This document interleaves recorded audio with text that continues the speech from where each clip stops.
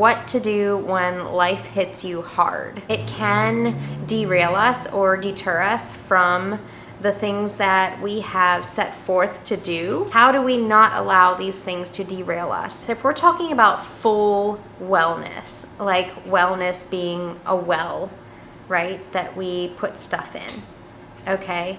Whatever goes into us is what comes out. This is true for physical fitness. This is true for emotional. This is true for mindset, what we watch, what we take in with our eyes and ears. If you shake a glass of water, what's going to come out? Water. So if you shake a person, whatever is inside of them is what's going to come out. It's really behoove us to continuously be feeding ourselves positive stuff or constructive stuff. Situations like this come up, we respond in a way that is beneficial, that is... Hello, welcome to the Richmond Wellness Studio. I am Aubrey Eicher. Welcome to you. I hope that you are having a fantastic Monday and a great kickoff to your week. Today I wanted to discuss what to do when life hits you hard. How many of us on a hopefully semi-regular basis, not regular basis, have instances where life just like comes at us fast and we're like, whoa. You know, not to hint upon the, Progressive commercial, the insurance commercial. But life comes like as it does. And all of us have situations and circumstances to deal with on a regular basis. And a lot of times it can derail us or deter us from the things that we have set forth to do, be it exercise, be it goals within our work, be it goals within our family, etc. And what do? You know, how do we not allow these things to derail us? So this is something that I wanted to dive into today. So welcome. It's very good to have you. I've had this situation over the past week where I just had life blow up in my face. Many of you know I am my mother's guardian. She's 55 years old. She's in a skilled nursing facility, and I love her to pieces. Her ex-fiance is currently he's in the hospital in ICU, and this is a new development, but had a cancer diagnosis as of 2 years ago that he didn't tell any of us about.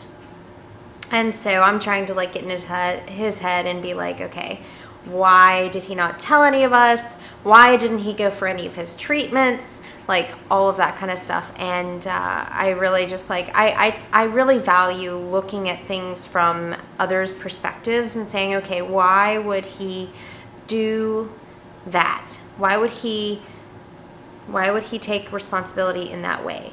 And I'm guessing, I mean, he's 68 years old. He's been through a lot in his life. I'm assuming that he just kind of decided that this was the way that he was going to go out and go out quietly.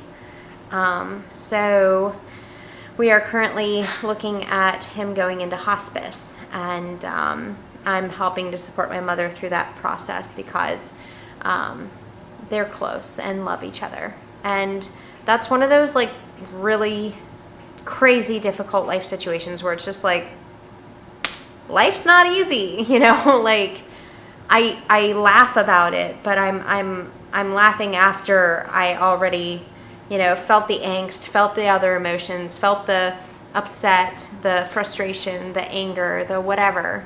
And so I really wanted to kind of dive in because in the midst of this, I still have a responsibility to be present for my own life and my own work and my clients. So I really wanted to kind of touch on this and share it with you from my perspective and hopefully provide some helpful insight for you if and when you're going through something that is difficult. Maybe it's like this, maybe it's less, maybe it's more, what have you.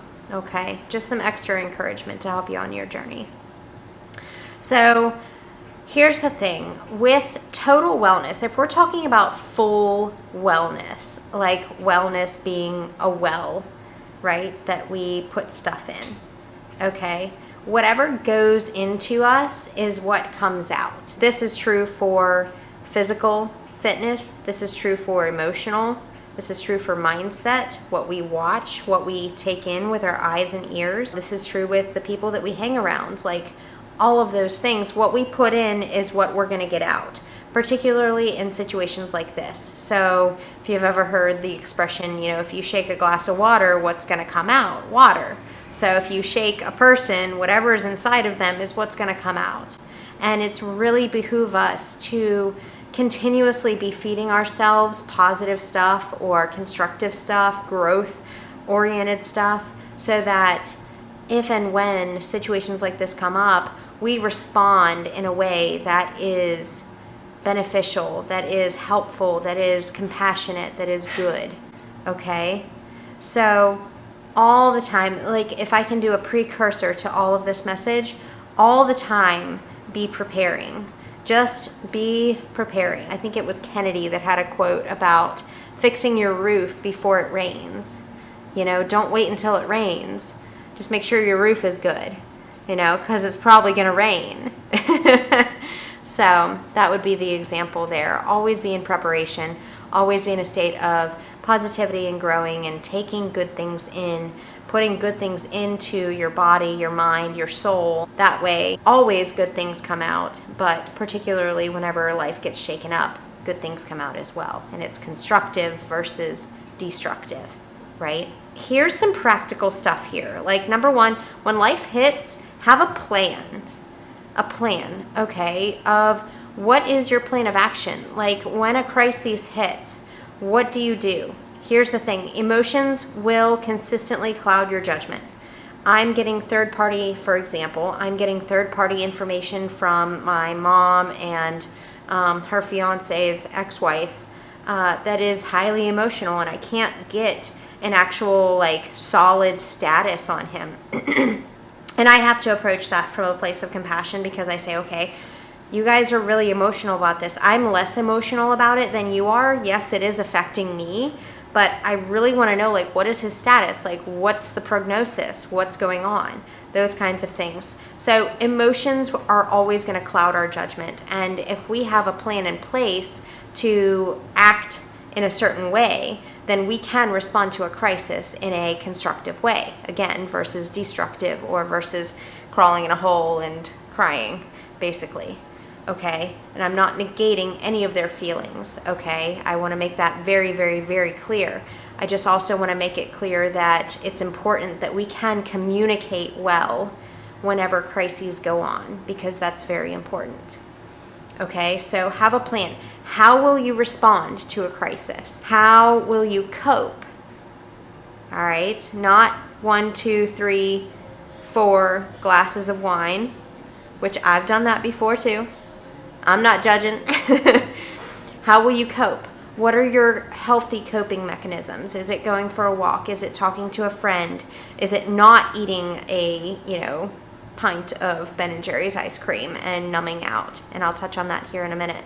But definitely, I highly recommend making sure that you have a list of healthy coping mechanisms that you can draw from, so that you have, next step is having a good support system, friends, family, whomever that you can talk to, and use it.